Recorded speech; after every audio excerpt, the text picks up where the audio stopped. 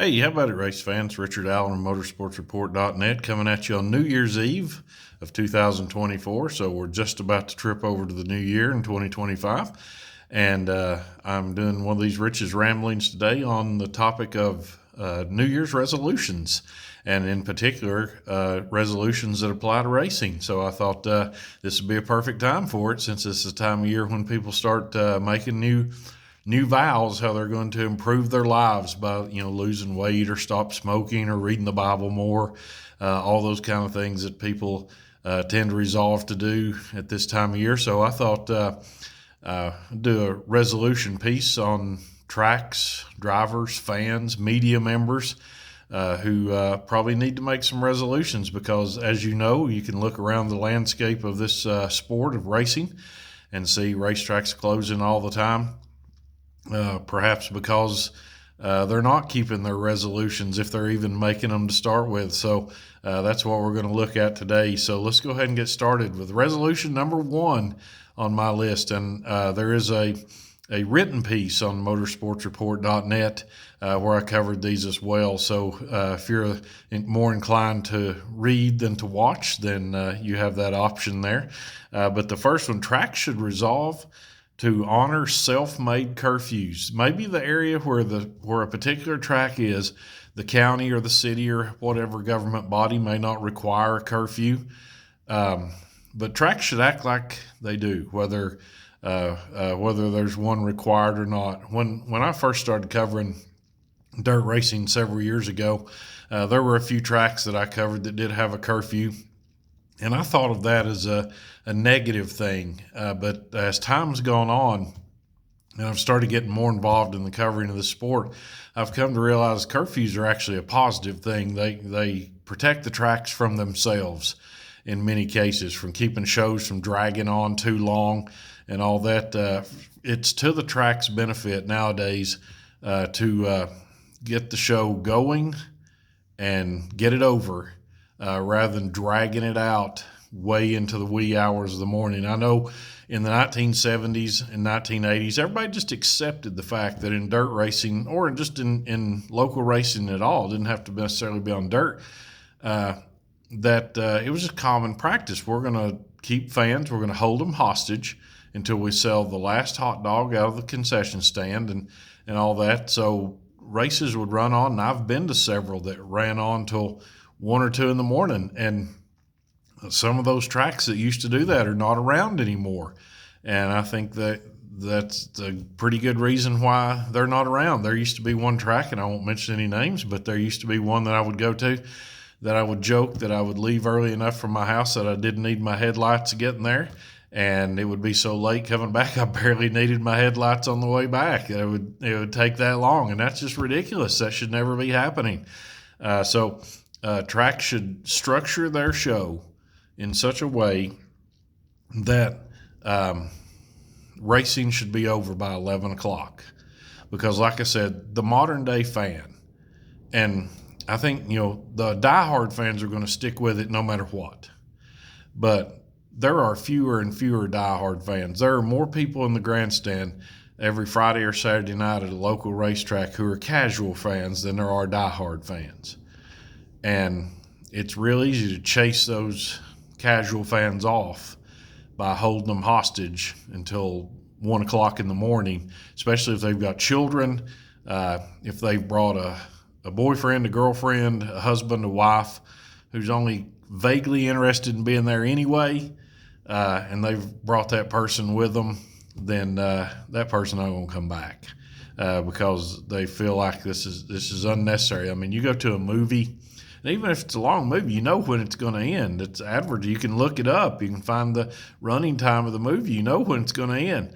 That's not always true at racing. So the program not only needs to, and I'm going to address this in the next resolution, program needs to start on time, and then needs to be set up in such a way that it will run smoothly until the end, and stop with the unnecessary intermissions and things like that are just not needed, overdoing the track prep, letting support class heat races, and I've been to a lot of tracks, and this is just so pointless to me, where there'll be like 6 cars in that one division, yet they will still run a heat race and a feature. If there's only 6 cars there, let them draw for position and add 5 laps to their feature or whatever, but don't do a heat race with 4 cars or 6 cars in the heat race. That's just pointless, and it's just adding time to the program. So structure your show in such a way that things can keep moving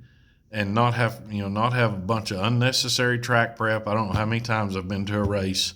They did all this track prep, and you just wind up with the same race you would have had anyway. Sometimes it does make a difference, sometimes it doesn't. So honor a curfew, even if you have to set one yourself, if the county or the city is not going to do it for you.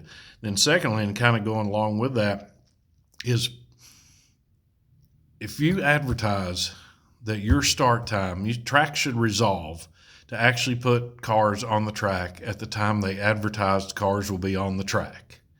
If you advertise that cars will be on track at 6:30, 7, 7:30, whatever time, don't still have the water truck out there at 6:30. If somebody has come to a track, oh, this is great, you're going to love it, you're going to really enjoy this. So they brought somebody with them. And we got to be there at 6:30. That's when it says it's going to start. So we'll get there at 6:30, and the water truck's still out there. And then if the water truck's still on the track, you've still got an hour of packing to do. And here we've sat here for an hour just watching the track get packed. If you know you can't have the track ready by 6:30 or 7, don't advertise that you're going to put cars on the track at 6:30 or 7. Just be honest. We want to wait till the sun goes down, whatever the reason might be. We know we can't have cars ready at 6:30. We can't have the track ready at 6:30, so we're not going to tell you we'll have cars on the track at 6:30. I mean, I've gone to drivers' meetings where they'll at the track will say, drivers' meeting at 6 o'clock, and cars will be on the track right after the drivers' meeting. And you look around the drivers' meeting, there's not a single driver there that's got his racing suit on because he knows that there ain't going to be a car on the track. It's right after the drivers' meeting. So just be honest. If you're not going to put cars on the track till 7:30, don't say you're going to put them on the track at 6:30. That would go a long way to helping out, and also back to resolution number 1, keeping the show on time. Another one, track series, drivers, fans, everybody should resolve not to make their racing decision that's coming up the next weekend based on a weather forecast that's put out on a Monday. And there are several times I've been planning to go to a race, and you look at the weather forecast for Saturday and say 50% chance of rain Saturday. You figure they're going to call it off, which is ridiculous. At least give it a chance. I know some of these drivers and teams have traveled a long way, so you may need to make a decision by, say, Thursday for a Saturday race. You don't have to make it on Monday. And the next resolution that goes along with that, fans should resolve not to get on social media and say they're not coming because of a weather forecast. That the promoter reads that, and the promoter says, they got all these fans on here and they're saying they ain't coming because there's 60% chance of rain. So they just go ahead and call the race off, and then it never rains. And the forecast progressively gets better as the week goes on, because that's what weather forecasters do. Weather forecasters are just like people on Fox News and CNN. They know that they keep you watching by keeping you scared or making you angry. That's their purpose. I ask my students all the time, what's the real job of CNN and Fox News? Their job is not to report the news. Their job is to get ratings and drive profits for the corporation that owns them. Well, the Weather Channel and all the other weather forecasters are all the same. They want to keep you watching so they can sell more advertising, so they can report to their advertisers, hey, look how many people watched. So give it time. All right, another one that I've got on here has to do with drivers. Drivers, update your website. And this goes for tracks and series too. Update your website. When I'm going to a race, I do those live updates, which a lot of you have looked in at. And I say, I'm going to go to this driver's schedule because he usually races at this particular track. So I'm going to see, let's say it's for a race that's going to happen in June. You look, and the last time that site got up, the schedule on that site got updated was March. I mean, come on. Most of these most of these people have webmasters that run the site for them anyway. Just call up the webmaster and saying, I'm going to track X on June the 10th or whatever, so they can go ahead and put that out there. So, and it's more than that. Don't just update your website when you win. Update your website. Oh, hey, we didn't have a good run, but here's why. It keeps fans. The fans know that you're trustworthy, and that you can say what happened. Then this is the last one. It's for media, and it's particularly for me. And I've said this before. Had some issues late last season where my coverage dropped off, and there's a lot of it for stuff I couldn't help. A deer ran in front of my car and destroyed the car. Which kept me out. I was going to go to Eldora, and I was going to go to the World Finals, and I was going to go to the Blue Gray 100. All those got wiped out because deer wrecked the car. Then the floods wiped out the interstates. And as I said before, and this takes top priority. I don't care what race is running where. My mom's in very poor health, and has to be looked after.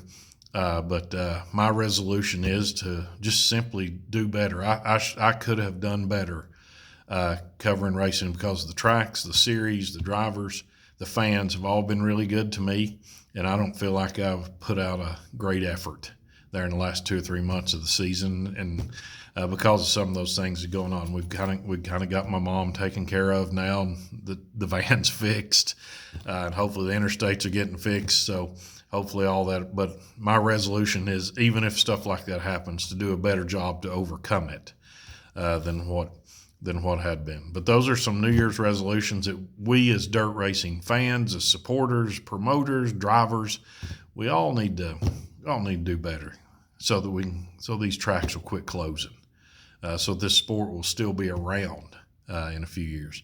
But anyway, until the next Rich's Rambling, this is Richard Allen of motorsportsreport.net saying I will see you at the track.